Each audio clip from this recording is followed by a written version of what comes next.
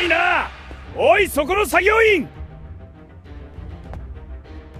汚いな。おい、そこの作業員。飯がまずくなる。今すぐつまみ出せ。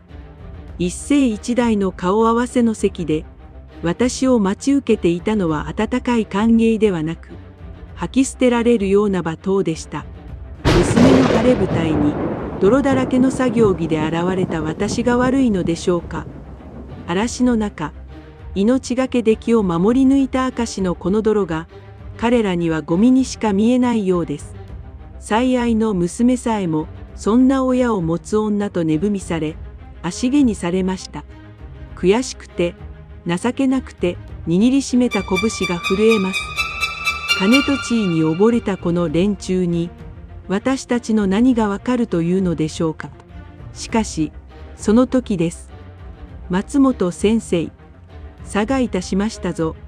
慌てふためいて部屋に飛び込んできたのは、この超一流ホテルの総支配人でした。一体、何が起きたというのでしょうか。今から、その驚きの物語をお話ししましょう。2025年9月の長雨が続く東京。空は重く垂れ込め、湿った風が街全体を包み込んでいました。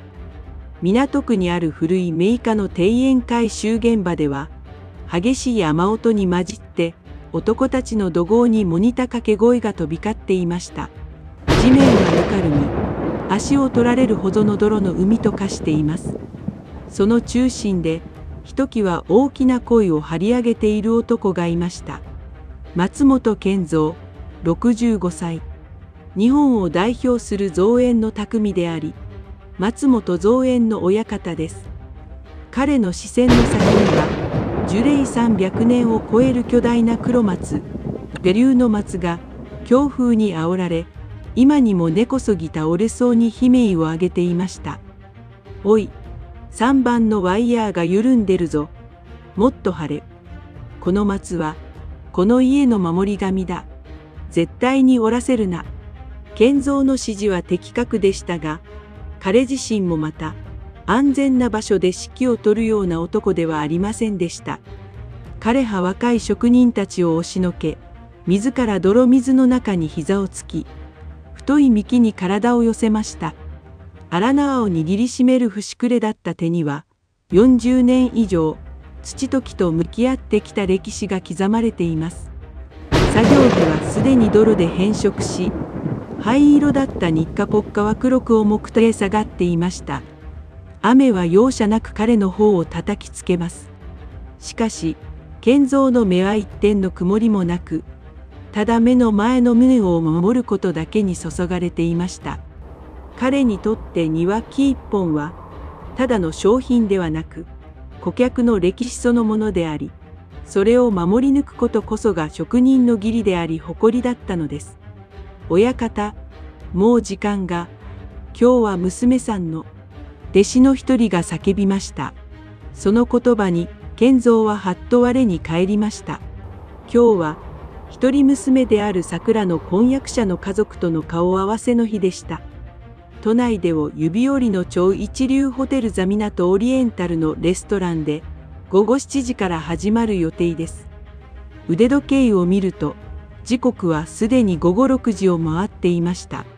ここから自宅に戻って着替え、ホテルへ向かうにはどう計算しても時間が足りません。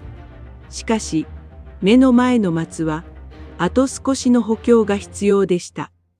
今ここで手を離せば数時間後の暴風域で確実に倒れてしまうでしょう。健三の脳裏に桜の笑顔が浮かびました。幼い頃に妻を亡くしてから男で一つで育ててきた大切な娘。今日という日が彼女にとってどれほど重要か、痛いほど分かっていました。きれいなスーツを着て父親らしく振る舞ってやりたい。そう思って新調したスーツは家のクローゼットで主を待っています。しかし彼は迷いませんでした。あと30分だ。この支柱を固定するまで俺は動かん。彼は叫び、再び泥の中へ手を突っ込みました。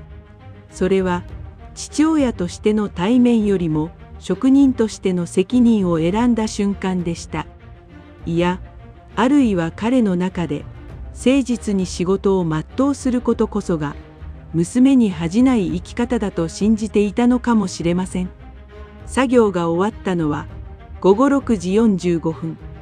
松は強固な支柱に支えられ、嵐に耐えうる姿を取り戻していました。しかし、賢三の姿は惨憺たるものでした。顔には泥が飛び散り、髪は雨と汗で張り付き、作業着は水を吸って重く、足元の地下足袋は元の色がわからないほど汚れていました。親方、車を回しましょうか。いや、渋滞だ。地下鉄の方が早い。でもその格好では。弟子の心配そうな声を背に、賢三は道具袋を肩に担ぎ上げました。着替える時間はない。遅刻をして相手を待たせることこそ何よりの非礼だ。そう自分に言い聞かせ、彼は駅へと走り出しました。走りながら、彼は自分の手を見つめました。爪の間にまで食い込んだ黒い土。洗っても容易には落ちない、職人の勲章。しかし、今これから向かうきらびやかな場所において、この手がどのように映るのか。賢三の胸に小さな不安が棘のように刺さりました。それでも彼は足を止めませんでした。娘の幸せを願う気持ちだけが疲弊した体を突き動かしていたのです。電車の中で周囲の乗客が彼を避けるように距離を取るのを感じました。露骨に眉を潜める若者、汚いものを見るような目を向ける会社員。賢三は小さく身を縮め、ただひたすらに目的地への到着を祈りました。この時、彼はまだ知りませんでした。その泥だらけの姿が、娘の婚約者の家族からどれほどの侮蔑を受けることになるのか、そしてそれが思いもよらない運命の逆転劇の幕開けとなることを。シーケンス24、0006、000文字。ザミナトオリエンタル。東京の夜景を一望できるこのホテルは、成功者たちの社交場として知られ、エントランスには磨き上げられた大理石が敷き詰められていました。シャンデリアの光が床に反射し、まるで光の海の上を歩くような錯覚を覚えさせます。自動ドアが開き、賢三が一歩足を踏み入れた瞬間、ロビーの空気が一変しました。洗練された香水の香りが漂う空間に、雨と土の匂い骸物のように混じり込んだのです。フロントのスタッフが一瞬、ぎょっとした表情を浮かべましたが、賢三はそれを気にする余裕もなく、約束の個室へと急ぎました。彼が歩くたびに、地下足袋から落ちた小さな泥の塊が、白い大理石の上に点々と黒いシミを残していきます。レストランの個室雅の前で、賢三は深く息を吸い込みました。タオルで顔の泥を拭い、乱れた髪を手で撫でつけます。しかし、染みついた汗と泥の匂いまでは消せません。失礼いたします。彼が重い扉を開けると、そこには別世界が広がっていました。上座には、仕立ての良いイタリア製のスーツに身を包んだ男が座っていました。大塚建設の専務取締役、大塚重則。50代後半で、その鋭い眼光と威圧的な態度は、彼が普段から他人を見下すことに慣れていることを如実に物語っていました。その隣には、高価な着物を着た妻の美代子と、どこか落ち着きのない婚約者の蓮が並んでいます。そして、下座には、緊張で顔をこわばらせた娘の桜が座っていました。彼女は賢三の姿を見た瞬間、安堵と驚きが混じり合った表情を浮かげました。お父さん。桜が立ち上がろうとしたその時、部屋の空気が凍てつきました。大塚重則が信じられないものを見るような目で賢三を凝視し、そして露骨に鼻をつまむ仕草をしたのです。なんだ、その格好は。低く、冷徹な声でした。挨拶の言葉よりも先に放たれたその一言は、ナイフのように健三の心をえぐりました。申し訳ございません。現場で急なトラブルがありまして、着替える時間がどうしても取れずせめて時間だけは守らねばと、このような姿で参りました。健三は深々と頭を下げました。床に落ちる自分の影がみすぼらしく感じられます。時間を守る。TPO も守れない人間に時間云々いう資格があるのかね。重則は呆れ返ったように吐き捨てました。蓮、お前は聞いていたのか。彼女の父親がこんな底辺の労働者のような姿で現れるとは。いえ、僕もこんなことになるとは。蓮は父親の顔色を伺いながら慌てて否定しました。桜に向ける視線には同情よりも自分側を書かされたことへの非難が混じっていました。お父さんは父は仕事に誇りを持っていて、今日もきっと大切な。桜が必死に弁明しようとしましたが、重則宛てを振ってそれを遮りました。誇り。泥だらけになるのが誇りか。いいかね、桜さん。我が家は代々、金融と不動産デザインを成してきた家系だ。親戚には政治家もいる。そんな我々の前に、父の匂いをプンプンさせた人間が同席するなど、正気の沙汰とは思えん。あなた、お食事がまずくなりますわ。妻の美代子もまた、センスで口元を隠しながら、冷たい視線を投げかけました。健三は拳を握りしめました。爪の間の土が、広に食い込みます。自分が侮辱されるのは構わない。しかし、一生懸命に自分をかばおうとする娘までが、この男たちに値踏みされ、見下されていることが耐え難かったのです。出直して参ります。健三は絞り出すように言いました。結構。もう話すことはない。この縁談はなかったことにさせてもらう。こんな常識知らずの親を持つ娘など、大塚家の敷居をまたがせるわけにはいかん。重則はナプキンをテーブルに投げ捨てました。その白い布がまるで幸福期のように、あるいは健三たちの尊厳を覆い隠す布のように見えました。桜の目から一筋の涙がこぼれ落ちます。その時でした。失礼いたします。静寂を破るように凛とした声が響きました。個室の扉が開き、黒いタキシードを着た初老の紳士が入ってきました。このホテルの総司は委任である橘でした。彼の後ろには数名のスタッフがうやうやしく控えています。大塚様、お食事の途中に申し訳ございません。少々確認させていただきたいことがございまして。橘は丁寧に大塚に頭を下げた後、ゆっくりと視線を巡らせ、そして入り口付近に立ち尽くしている健三の前で足を止めました。重則は鼻で笑いました。ああ、支配人、ちょうだよかった。この汚れた男をつまみ出してくれ。良いホテルだと思っていたが、こんな作業員を客室に通すとは、セキュリティが甘いんじゃないか。しかし、次の瞬間、重則の表情が凍りつくことになります。橘総司は委任は、健三に向かって、これ以上ないほどの再起礼をしたのです。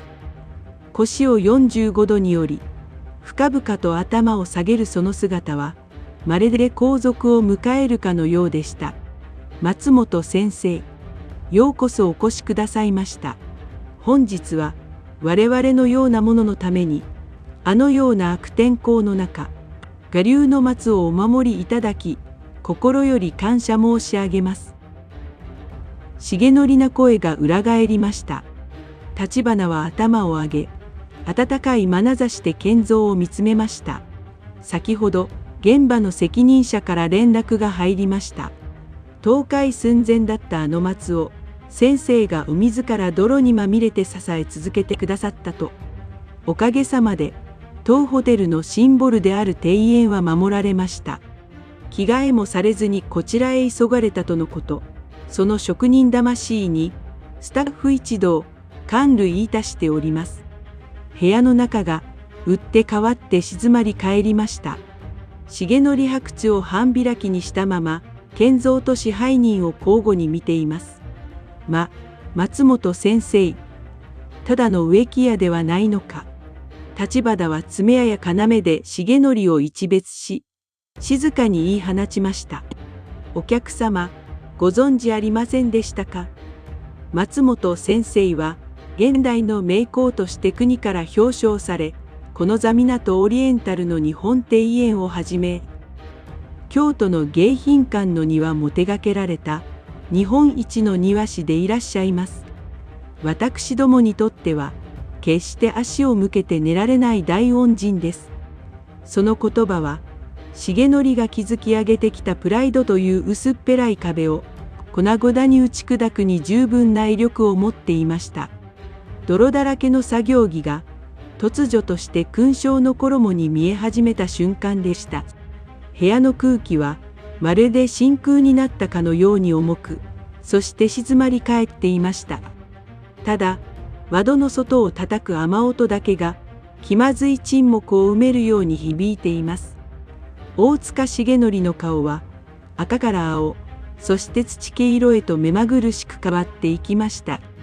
彼の手にあるワイングラスがカタカタと小刻みに震えているのが見て取れます。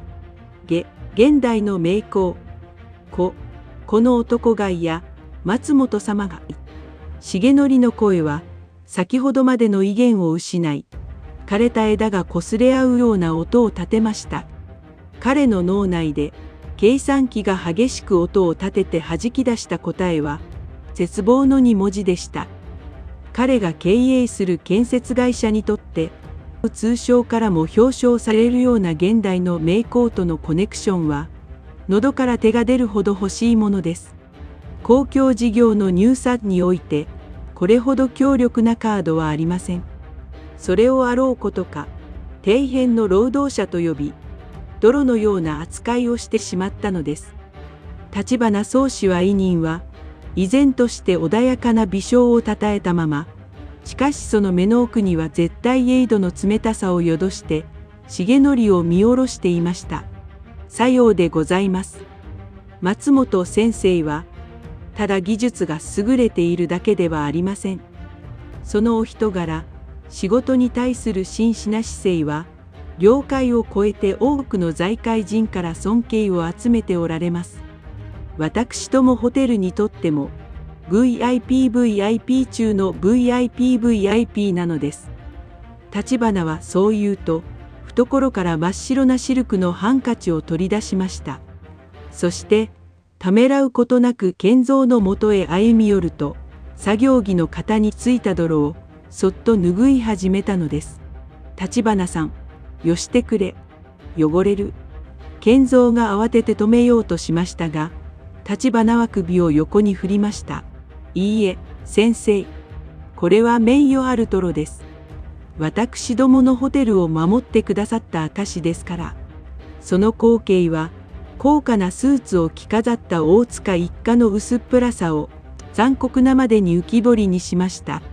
何十万円もの服を着ていても、彼らに履けいいという衣がかけていたのです。重則が引きつった笑みを浮かべて立ち上がりました。まるで操り人形のようなぎこちない動きで、賢三の方へ手を差し出します。いや、これは失礼いたしました。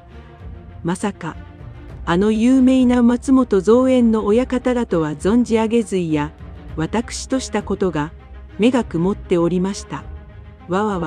どうぞ、こちらへおかけください。上座へどうぞ。先ほどまでつまみ出せと言っていた口が、今やこびへつらう言葉を紡ぎ出しています。その浅ましさに、桜は唇をかみしめ、うつむきました。父が認められたことは嬉しいはずなのに、目の前で繰り広げられる大人たちの手のひら返しがあまりにも醜く見えたのです。妻の美代子もまた、センスをパチンと閉じ、急に猫なで語彙を出しました。まあ、本当に、私、はいじりが趣味でございましてよ。松本先生の大噂は金がね。桜さん、あなたも水臭いじゃありませんか。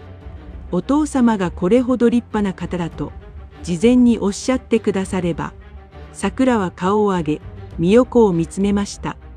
その目には、もはや以前のような義理の母に対する遠慮はありませんでした。もう仕上げようとしました。でも、お母様はには死なんて土いじりの使用人でしょうとおっしゃって、聞き入れてくださいませんでしたよね。あらそれは言葉のあやと申しますか。美代子は言葉に詰まり、罰が悪そうに視線をそらしました。賢三は、差し出された重則の手を握り返すこともなく、ただ静かに彼を見つめ返しました。その瞳は、長年の職人生活で培われた、物事の本質を見抜く澄んだ輝きを放っています。大塚さん、関灘結構です。私の服は汚れておりますから、そちらの立派な椅子を汚してしまいます。とんでもない。泥など気にしませんとも。さあ、支配人、最高のシャンパンを持ってきてくれ。今日は松本先生と将来の親戚関係を祝ってて乾杯だ。重則の必死な様子は、滑稽を通り越して哀れでさえありました。しかし、その場にいた誰よりも状況を理解していなかったのは、婚約者の蓮でした。彼は父親の態度の急変に戸惑いながらも、自分の立場を守ろうと口を開きました。そうですよ、お父さん。父もこう言ってるんですから、座ってくださいよ。それに、僕たちの結婚が決まれば、大塚建設と松本造園が提携できる。そうすれば、もっと大きな仕事が。その言葉が出た瞬間、桜の表情から感情が消えました。彼女は隣に座る蓮を、まるで知らない他人を見るような目で見つめました。賢三は、深いため息をつきました。それは怒りというよりも、深い失望の吐息でした。彼はゆっくりと首を横に振り、娘の方へ向き直りました。桜。はい、お父さん。お前は、本当にこの人たちと家族になりたいのか。問いかけられた桜は、一瞬言葉を詰まらせました。彼女の中で、長い間押し殺していた違和感が、今まさに音を立ててあふれ出そうとしていました。蓮の優柔不断さ、大塚家の先民意識、そして何よりも自分の父親を恥ずかしい存在として扱おうとした彼らの本性。私、桜の声が震えます。その時、重則が割り込んできました。おいおい、何を聞いているんですか、先生。若い二人は愛し合っているんですよ。つまらない誤解で水を差すのはやめましょう。そうだ、結納金ですがね、当初の予定の3倍、いや5倍包ませていただきますよ。それで、先生の顔も立つでしょう。金。結局は金で解決しようとするその姿勢。賢三の中で、何かがプツンと切れる音がしました。それは忍耐の糸が切れた音ではなく、最後の情景の糸が切れた音でした。シーケンス4、4、0006、000文字。賢三は、重則から視線を外し、まっすぐに桜を見つめました。その目は、厳しくも温かい、父親としての覚悟に満ちていました。桜、お前が幸せになれるなら、俺はどんな恥でもかくつもりだった。泥を飲めと言われれば飲んだだろう。だがな。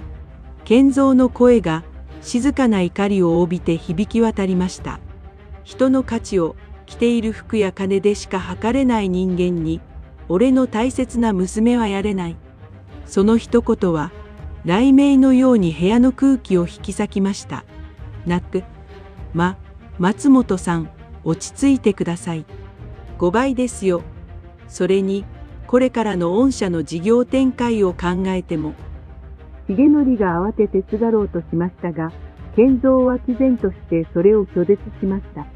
仕事なら、自分の腕一つで取ってきます。あんたの助けなどいらん。賢三は娘の手を取りました。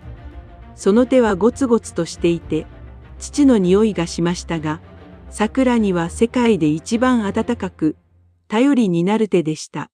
帰ろう、桜。お父さん。桜は涙を拭い、力強くうなずきました。そして、呆然とする蓮に向かって、最後の言葉を告げました。蓮さん、さようなら。私のお父さんをバカにするような人とは、やっぱり一緒にはなれません。私にとって父は、誰よりもかっこよくて誇らしい人ですから。蓮白地をパクパクさせるだけで、何も言い返せませんでした。彼母親の顔色ばかりを気にして、一番守るべき女性を守れなかったのです。その代償は、彼が想像する以上に大きなものでした。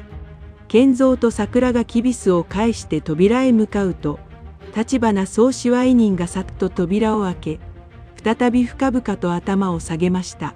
お車の手配は済んでおります。ご自宅までお送りさせます。すまないね、立花さん。いいえ。松本先生のような本物の職人にお会いできて光栄でした。そちらのお客様方には、後ほどしかるべき対応をさせていただきます。立花の最後の言葉は、大塚一階の最後通句のように聞こえました。一流ホテルにとって、品位を欠く客は歓迎されないのです。二人が出て行った後の個室には、取り残された三人と、冷め切った料理だけが残されていました。重則は椅子に力なく座り込み、頭を抱えました。なんてことだ。国交省のプロジェクト、あの松本がいれば確実だったのに。美代子も青ざめた顔で震えています。彼女たちの軽率な態度が招いた結果は、単に縁談が壊れただけでなく、今後のビジネスや社会的信用にまで影を落とすことになったのです。一方、ホテルを出た賢三と桜は、手配された黒塗りのハイヤーに乗っていました。雨は小降りになり、雲の隙間から月が顔を覗かせています。車内の静寂の中、桜が小さくつぶきました。ごめんね、お父さん。私が見る目なかったから嫌な思いさせて。賢三は娘の手を優しく叩きました。何を言ってるんだ。結婚する前に分かってよかったじゃないか。それに、俺は気分がいいんだ。どうして？泥だらけの俺の手を、お前が恥ずかしがらずに握り返してくれた。それだけで、俺の子育ては間違ってなかったって確信できたからな。賢三が和顔一笑すると、桜も涙ぐみながら笑いました。その笑顔は、先ほどまでの重苦しいものとは違い、雨上がりの空のように晴れ晴れとしていました。ありがとう、お父さん。車窓を流れる東京の夜景は、二人の新しい門出を祝福するかのように、キラキラと輝いていました。この夜、賢三は一つの庭を守り抜き、そして何よりも大切な娘の未来という苗木を、悪しき土壌から守り抜いたのでした。さあ、腹が減ったな。家に帰って茶漬けでも食うか。私、お父さんの漬物が食べたい。親子の会話は、高級フレンチよりもずっと温かく、味わい深いものでした。一流ホテルのディナーは食べ損ねましたが、彼らはそれ以上に価値のある誇りと絆を持って帰路に着いたのです。皆さん、ここまでの物語はいかがでしたか？見た目だけで人を判断し、心の清らかさを見ようとしない人たち。そんな彼らに、賢三お父さんが見せた毅然とした態度、本当にかっこよかったですね。泥だらけの手は、一生懸命生きてきた勲章です。それを恥じるどころか誇りに思う娘さんの姿にも、胸が熱くなりました。さて、物語はここで終わりではありません。数年後、彼らがどのような幸せをつかんだのか、そして愚かな選択をした大塚家がどうなったのか、最後まで見届けてくださいね。文字。季節は巡り、あの嵐の夜から3ヶ月が経ちました。冬の寒さが厳しさを増す中、大塚建設の社長室には、まるで木枯らしが吹き荒れるような冷たい空気が漂っていました。どういうことだ。また契約打ち切りだと。大塚重則の怒鳴り声が響きましたが、社員たちは皆、腫れ物に触るようにうつむくばかりです。かつては飛ぶ鳥を落とす勢いだった大塚建設ですが、今やその屋台骨は腐りかけた古木のように揺らいでいました。原因は、あの夜の座港オリエンタルでの出来事でした。人の口にとは立てられないと言いますが、噂の広まる速度は想像を超えていました。大塚建設の社長は、現代の名工である松本健三氏を作業着姿だからといって門前払いにしたらしい。職人への敬意がない会社に、良い仕事ができるわけがない。人を見た目で判断するような経営者とは、信頼関係が築けない。財界のサロンやゴルフ場で、そんな噂がまことしやかにささやかれたのです。特に、古くからの伝統や義理を重んじる大手セネコンや老舗業の役員たちは一斉に大塚建設から手を引き始めました。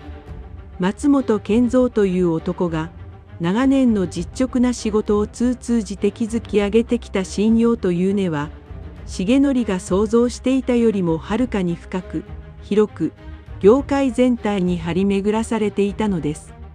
机の上には赤字を示す決算報告書と銀行からの融資引き上げを通達する書類が山積みにされていました。腐った加賀植木屋一人になぜこれほど。重則は頭を抱えました。彼はまだ分かっていなかったのです。高賀植木屋と見下すその心根こそが自分の首を絞めているのだということに、自宅でも崩壊は進んでいました。美代子は社交界での居場所を失っていました。お茶会に呼ばれることもなくなり、通っていた高級エステサロンでさえ、他の客から冷たい視線を浴びせられる始末。彼女は一日中ヒステリックに叫び散らし、家政婦に当たり散らすだけの日々を送っていました。そして息子の蓮は、脇を失い、部屋に引きこもりがちになっていました。友人だと思っていた連中は、家の羽振りが悪くなると潮が引くように去っていきました。桜との破談も、彼にとっては単なる失恋医療のダメージでした。彼女のような、金目当てではなく、自分自身を見てくれる女性がいかに貴重だったか、失って初めて気づいたのです。あの時、僕が父がんを止めていれば、蓮は薄暗い部屋で、何度も同じ後悔を繰りごとのようにつぶいていました。しかし、時は戻りません。腹水盆に帰らず、彼らが軽んじた誠実という器は、一度割れてしまえば二度と元には戻らないのです。一方、そんな大塚家の没落を知って頭塚、松本家の冬は、つつましくも暖かいものでした。ストーブの上で焼ける餅の香ばしい匂い。こたつを囲んで交わされる穏やかな会話。そこには、虚飾や見栄といったものは一切なく、ただ確かな絆だけがありました。健三は相変わらず、日が昇る前から現場へ向かい、泥にまみれて働いていました。しかし、その背中は以前よりも少しだけ軽やかに見えました。娘が不幸な結婚から逃れ、再び本当の笑顔を取り戻したことが、彼にとって何よりの活力となっていたからです。お父さん、お茶が入りましたよ。おう、すまないな。縁側で枯山水の手入れをしていた健三に、桜が湯飲みを差し出しました。湯気の向こうで、庭の南天の実が赤く鮮やかに輝いています。難を転じて福となす。健三が南天を見つめて独りごちました。いや、なんでもない。桜、今度の日曜日、空いているか。特に予定はないけどどうしたの。いや、実はな、今度新しく手掛ける公演の設計チームに、若い建築家が入ってきてな。現場を見たいと言うんで案内することになったんだが、どうもわしの書いた図面を整理する手が足りなくてな。お前に手伝ってもらえないかと思って。賢三は少し照れくさそうに頭をかきました。もうお父さんったらパソコン使えないんだから。いいわよ、手伝う。桜はクスクスと笑いました。この時の彼女はまだ知りませんでした。その若い建築家との出会いが彼女の人生に新しい春を連れてくることになるということを、運命の歯車は悪しきものを振り落とし、正しき者たちを引き合わせるように静かにしかし確実に回り始めていたのです。文字2年という月日が流れました。2027年春、東京の街は満開の桜色に染め上げられていました。桜は父の仕事を手伝いながら造園施工管理技師の資格を取る勉強をしていました。あの日、父の背中を見て感じた誇りはいつしか彼女自身の夢へと変わっていたのです。桜さん、ここの勾配、もう少し緩やかにした方がお年寄りも歩きやすいと思いませんか。声をかけてきたのは爽やかな笑顔の青年、西園寺弘樹でした。30歳の彼は新進気鋭の建築家で、自然と建物の調和をテーマにした設計で注目を集めていました。彼こそが2年前に賢三が紹介した人物です。そうですね、弘樹さん。父も常々、庭は人が入って初めて完成するって言ってますから。桜は図面を見ながらうなずきました。弘樹との仕事はとても心地よいものでした。彼は決して自分の知識をひけらかすことなく、常に現場の職人たちの意見に耳を傾け、何より賢三のことを師匠と呼んで慕っていました。松本親方の石組みは、まるで石が呼吸しているみたいだ。僕の設計なんて、親方の庭の前では子供の落書きみたいなものですよ。そう言って笑う弘樹の顔には、かつての婚約者、蓮のようなおごりや計算はみじんもありませんでした。彼の着ている服は、ブランドものではなく、動きやすさを重視したシンプルで機能的なものでしたが、桜の目には誰よりも輝いて見えました。ある日の休憩時間、現場の隅にあるベンチで、2人並んで缶コーヒーを飲んでいた時のことです。桜さん、弘樹が少し真面目な顔で呼びかけました。はい。実は、今度のプロジェクトが終わったら、独立して自分の事務所を持とうと思ってるんです。小さな事務所ですけど、日本の美しさを大切にした家づくりがしたくて。素敵ですね。弘樹さんなら、きっと良い家を建てられますよ。桜が屈託なく励ますと、弘樹は耳まで赤くして意を決したように言いました。それでその事務所の庭を桜さんと親方に作ってほしいんです。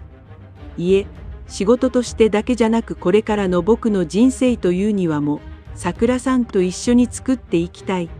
突然のプロポーズでした。風に乗って桜の花びらが舞い降り、二人の間を抜けていきます。桜は驚きで目を見開きました。過去の傷が一瞬心をよぎります。本当に私でいいのだろうか。また、父が誰かに見下されるようなことになるのではないか。しかし、弘樹は続けました。僕、初めて親方にお会いしたとき、泥だらけの手を見て感動したんです。この手が何十年も木々の見栄を守ってきたんだって。あんなにかっこいい手を持つ人をお父さんに持つ桜さんが羨ましかった。だから僕もあんな手になれるように一生かけて努力します。桜さん、僕と結婚してください。彼の言葉は桜が一番欲しかった言葉でした。父の手を、父の生き様を心から尊いと思ってくれる人。涙があふれ出し止まりませんでした。はい。私でよければ喜んで。桜がうなずくと、ひろきはパッと顔を輝かせ、作業着のままの桜を力強く抱きしめました。周囲の職人たちが遠巻きに見ていて、ヒューヒューと冷やかす声が聞こえます。その中にはいつの間にか様子を見に来ていた賢三の姿もありました。彼は腕組みをしながらも、目尻のシワを深くして満足そうにニカッと笑っていました。それは金や地位で飾られた虚構の婚約とは違う、父の匂いと太陽の温かさがする本物の愛の誓いでした。文字。結婚の挨拶の日、ひろきは高級ホテルではなく賢三の自宅を訪れました。手に墓しおりと彼が設計した未来のマイホームの模型を持って、お父さん、娘さんを僕にください。必ず幸せにします。畳の上で正座し、深々と頭を下げるひろき。その姿に賢三はゆっくりとうなずきました。ひろきくん、娘はやらんぞ。ひろきが顔を上げると、賢三はいたずらっぽく笑っていました。娘をやるなんて物言いはすかん。桜はものじゃない。だが息子ができるのは悪くないな。一緒にうまい酒が飲める。お父さん。はい。お供します。家の中に笑い声があふれました。その頃、テレビのニュース速報がある企業の倒産を伝えていました。次のニュースです。中堅ゼネコンの大塚建設が資金繰りの悪化により本日民事再生法の適用を申請しました。負債総額は50億円に上り、画面には記者会見で深々と頭を下げる大塚重則の姿が映し出されていました。紙柱が混じり、かつての傲慢な面影はどこにもありません。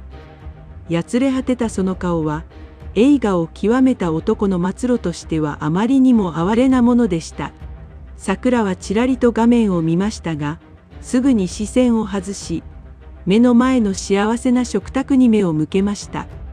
彼らの不幸を喜ぶ気持ちはありませんでした。ただ、自分たちとはもう住む世界が違う、遠い出来事のように感じたのです。実は数日前、桜は町で偶然、蓮を見かけていました。彼は安っぽいスーツを着て、駅前でポケットティッシュを配るアルバイトをしていました。目が合った瞬間、蓮は罰が悪そうに顔を背け、逃げるように雑踏の中へ消えていきました。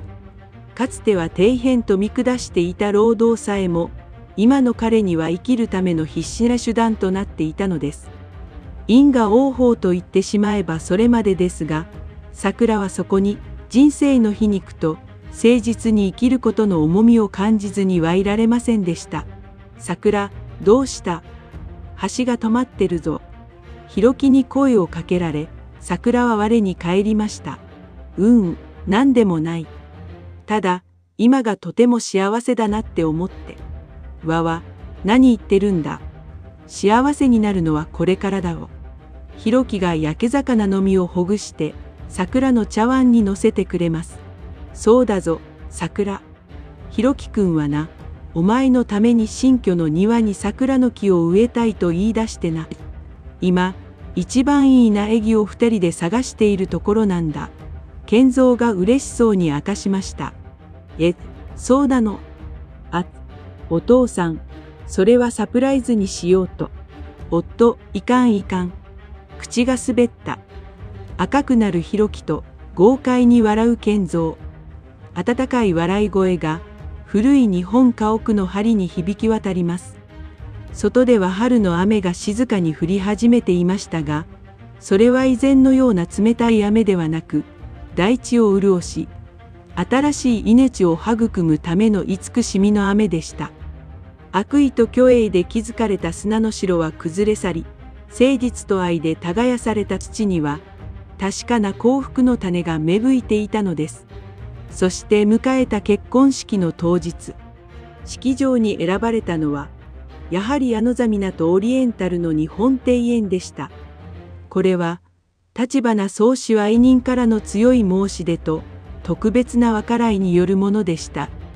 松本先生と桜様の晴れの日を、ぜひ私どものホテルで飾らせてください。この庭は、先生が守ってくださった庭ですから。5月の風が吹き抜ける庭園は、新緑に包まれ、眩しいほどの美しさを放っていました。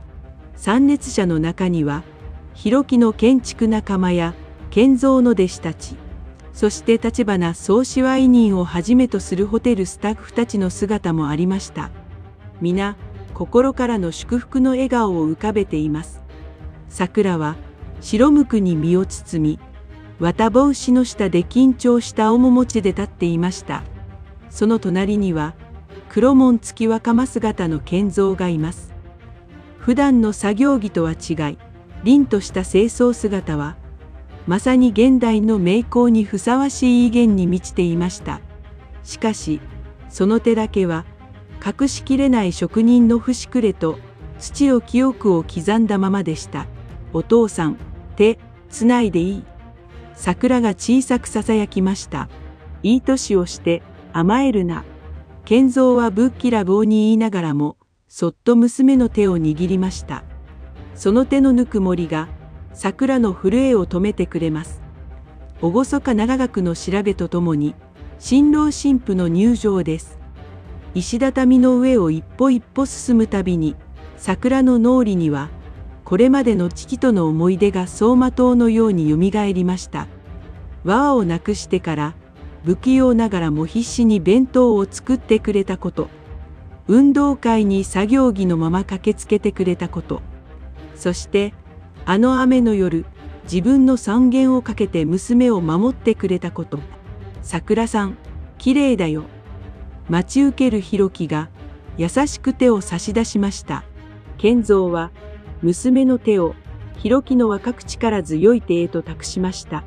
弘樹くん、桜を、頼んだぞ。はい。任せてください、お父さん。賢三は一瞬、寂しそうな表情を見せましたが、すぐに満面の笑みを浮かべ、二人の背中を押しました。披露宴の最後、桜が両親への手紙を読む場面になりました。お父さん、私はずっとお父さんの手が大好きでした。ゴツゴツして、いつも土の匂いがするその手。小さい頃は、他の家のお父さんみたいにスーツを着ていないのが少し恥ずかしいと思ったこともありました。でも、今ならわかります。この手こそが、私たち家族を守り、きれいな庭を作り、たくさんの人を笑顔にしてきた魔法の手なんだって。会場のあちこちから、すすり泣く声が聞こえます。賢三は、ぐっと唇を噛みしめ、涙をこらえて空を見上げました。私は植木屋の娘に生まれて本当に幸せでした。お父さん、世界で一番かっこいいお父さんでいてくれてありがとう。読み終えた桜が花束を渡すと、賢三はもう我慢できませんでした。娘を力いっぱい抱きしめ、男泣きに泣きました。幸せになれよ。絶対に幸せになれよ。その声は、庭園の木々を揺らし、空高く響き渡りました。遠くで、一番最初のシークエンスで建造街の地掛けで守った我流の松が、堂々とした姿で二人を見守っていました。その枝ぶりは、まるで新しい夫婦の門でお祝い、万歳をしているかのように見えました。外見や肩書きではなく、心の在り方こそが人の価値を決める。泥の中から咲く蓮の花のように、賢三と桜の物語は、美しく、気高い結末を迎えたのでした。皆さん、今日のお話はいかがでしたか？泥だらけの作業着で現れたお父さんを、一度は恥ずかしいと思ってしまったかもしれない状況で、毅然と誇りを守り抜いた姿。そして、そんなお父さんの手を、世界で一番かっこいいと言える娘さんの心。本当に胸が熱くなりますね。一方で、見た目や地位だけで人を判断し、心の豊かさを失ってしまった大塚家の末路は、私たちに大切な教訓を残してくれました。実るほど神戸を垂れるいなほかなという言葉がありますが、本当に優れた人ほど謙虚で他人への敬意を忘れないものです。人生という庭においては、華やかな花ばかりを追い求めるのではなく、それを支える土や根っこの大切さに気づける人でありたいですね。皆さんの周りにも、一見目立たなくても、黙々と誰かのために頑張っている人がいるかもしれません。そんな人たちの泥だらけの手に、心からの拍手を送れるような、温かい心を持ち続けたいものです。もし、この物語が皆さんの心に小さな明かりを灯すことができたなら、私もとても嬉しいです。最後に、健三さんと桜さんの末永い幸せを願って、今日の物語を閉じたいと思います。このお話に共感していただけたら、ぜひチャンネル登録と高評価をお願いします。皆さんの温かい応援が、次の素敵な物語を作る力になります。それでは、また次の動画でお会いしましょう。ありがとうございました。